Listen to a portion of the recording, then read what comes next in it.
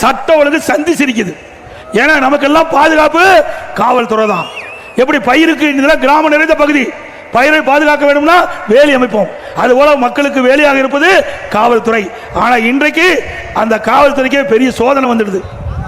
இன்னைக்கு சட்ட ஒழுங்கு டிஜிபி இன்னும் நிரந்தர டிஜிபி நியமிக்க முடியல. இன்னைக்கு ஒரு சட்ட ஒழுங்கு டிஜிபி ஓய்வு பெறுவதற்கு 3 மாதத்துக்கு முன்பாகவே தகுதியான டிஜிபி பட்டியலை மத்திய யூபிஎஸ்சிக்கு அனுப்ப வேணும். அந்த யூபிஎஸ்ல ஒரு குழு போடுவாங்க. அதில் மாநிலத்திற்கு தலைமைச் செயலாளர், உள்துறை செயலாளர், யூபிஎஸ் இருக்கிற அதிகாரிகள் ஒன்றாக இணைந்து ஒரு 3 பேர் கொண்ட பட்டியலை மாநில அரசுக்கு அனுப்புவாங்க. அது 3ல் ஒரு பேரை எடுத்து டிஜிபி நியமிப்பாங்க. அதில் என்ன உங்களுக்கு கஷ்டமா இருக்குது? இன்று வரைக்கும் நியமிக்கல. ஒரு பொறுப்பு டிஜிபி போட்டாங்க, அவர் உடல்நிலை சரியில்லை மருத்துவமனைக்கு போயிட்டார். அந்த பொறுப்பு டிஜிபிக்கு இன்னொரு பொறுப்பு டிஜிபி நியமிக்கிறாங்க, பொறுப்பற்ற முதலமைச்சர் ஸ்டாலின் அவர். எப்படி கேவலர்! ஒரு நிரந்தர சட்ட ஒழுங்கு நிரந்தர டிஜிபி போட்டா தான் இந்த சட்ட ஒழுங்கை பாதுகாக்க முடியும், இந்த போதைப்பொருள் நடமாட்டத்தை தடுக்க முடியும். இதற்கெல்லாம் இந்த அரசு கவனம் செலுத்தல.